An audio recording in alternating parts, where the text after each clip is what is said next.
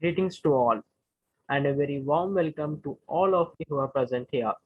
This is Mohammed Junaid from Data Science stream studying in IARE. So today I am here to present a PowerPoint presentation on the characterization of orthogonal matrix, which is valued multivariable wavelet packets associated with an integer valued dilation matrix. So let's get started with the topic.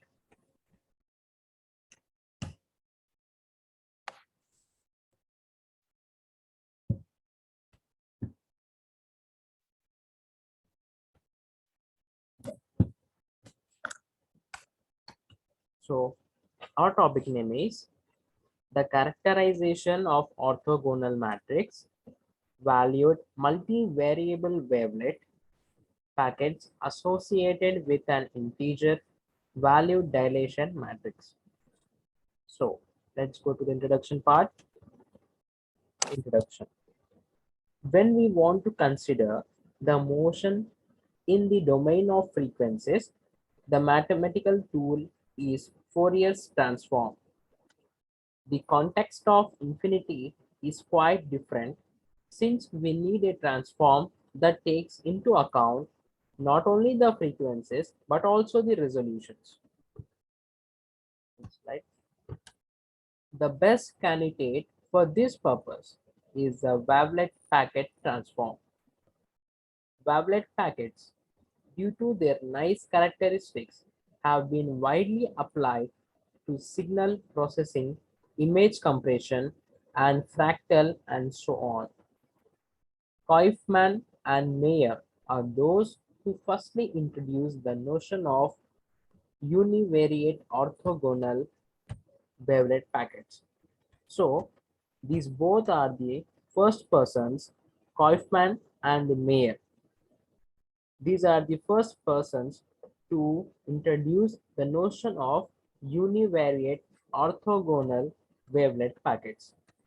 The introduction of bi-orthogonal wavelet packets attributes to Cohen and Daubencheese. Young S. constructed a scale orthogonal multi-wavelet packets which were more flexible in applications. So Yang is an Chinese scientist who constructed a scale orthogonal multi-wavelet packets, okay, which were more flexible in applications. Yeah, let's go to the explanation part. Vector valued wavelet are a class of special wavelets. Chen introduced the notion for orthogonal valued wavelets. So this scientist introduced only a scale orthogonal multi-wavelet packets, but here Chen introduced the notion for orthogonal vector valued wavelets. So our topics normally has been introduced by the two scientists. One is the Young S and as well as Chen. Okay. So for example, pre-lifting is usually required for discrete multi-wavelet transforms, but not necessary for discrete vector value transform. It means that pre-lifting is required for multi-wavelet transforms, but it is not required for the necessary, it is not required for discrete vector value transform.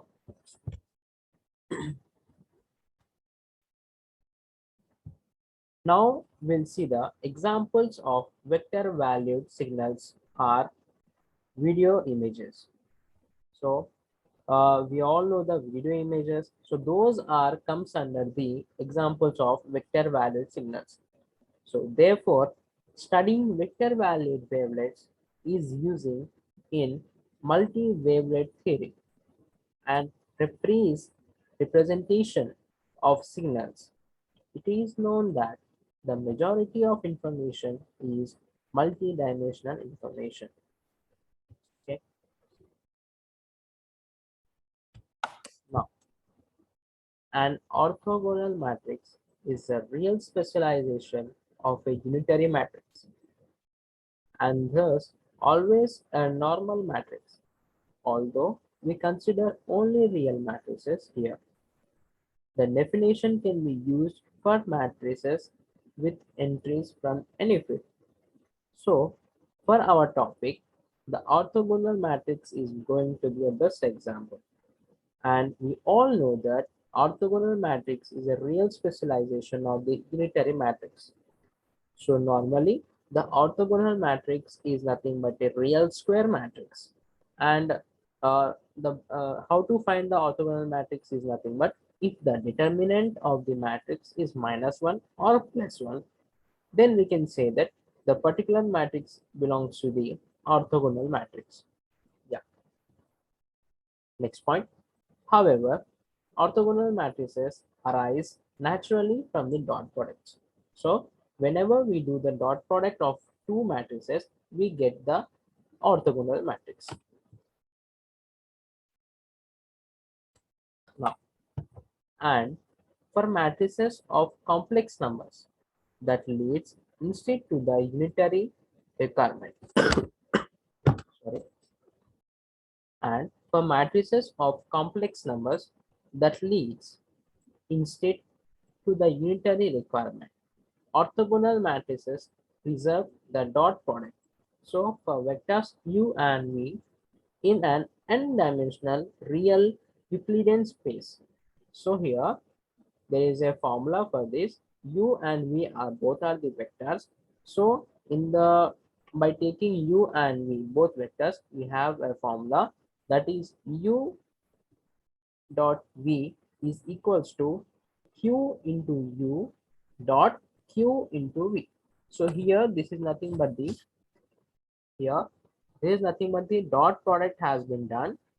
First of all, q into u has been done, then q into v has been done, then for this both the dot product has been applied. Okay, so in the previous slide, as I have told you that the orthogonal matrix will be obtained from the dot products. Okay, from the dot product of two matrices. So here are the two vectors we have taken, firstly u and v, then we have applied this formula. Okay, yeah. We'll go to the next slide, where q is an orthogonal matrix. To see the inner product connection, consider a vector v in an n-dimensional real Euclidean space. So here you can see that this Q belongs to the orthogonal matrix. Okay, here the Q is an orthogonal matrix. To see the inner product connection, consider a vector v in an n-dimensional real Euclidean space. Now, written with respect to an orthonormal basis, the squared length of v is v to the power of t into v.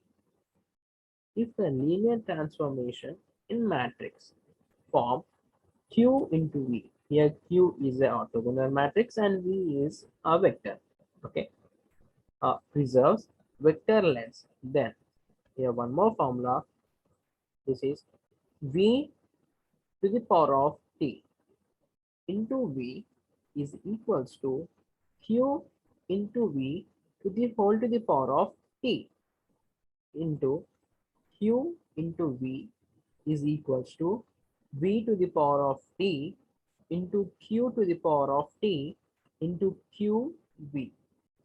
Okay, once again I will tell you, here q belongs to the orthogonal matrix and v is nothing but a vector. Okay, now we'll move to the next slide. Yeah, here is the example for the orthogonal matrix. Firstly, 1 0 0 1, this is the identity transformation, and here you can see the another one, cos theta minus sin theta and cos theta. So here is a rotation, cos 16.26 degrees minus sin 16.26 degrees, sin 16.26 degrees, cos 16.26 degrees, which is equal to the 0.96, 0.24. This is rotation by 16.26 degrees. And this is a reflection. This matrix is an example for the reflection across x-axis 1 0 0 minus 1. Okay, and here it is a permutation of coordinate axis 0 0 0 1 0 0 1 0 1 0 0 0 0 1 0 0.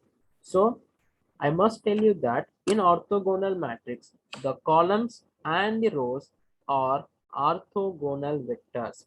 So this is the most important point which you have to remember, that is in orthogonal matrix, the rows and the columns are the orthogonal vectors.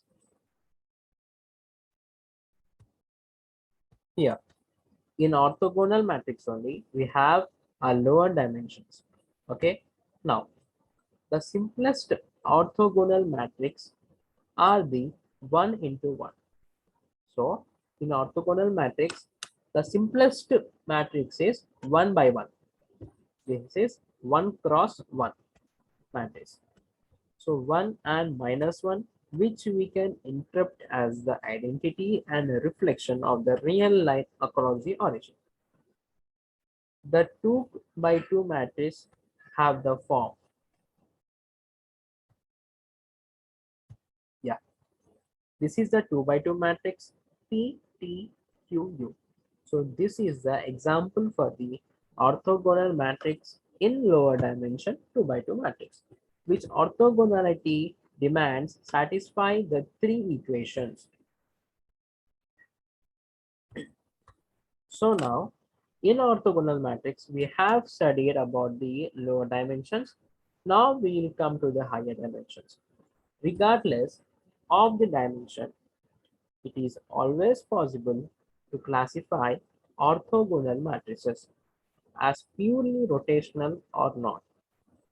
But for 3 by 3 matrices and larger, the non-rotational matrices can be more complicated than reflections. For example, so I must tell you that in orthogonal matrix, in the lower dimension comes under the 1 by 1 matrix and 2 by 2 matrix mostly. But in orthogonal higher dimension matrices, we get 3 by 3 matrix or more than that. And one more thing, the non-rotational matrices can be more complicated than reflections. As I have told you here, here's the example for the C. Reflection matrices here, reflection, and this is the identity matrix. So what he is saying here is the non-rotational matrices can be more complicated than reflections. Here, this this reflection matrix is more complicated than the identity or permutation matrices. So, for example, in the higher dimension, this is the matrix. This is the example of a matrix in the higher dimension.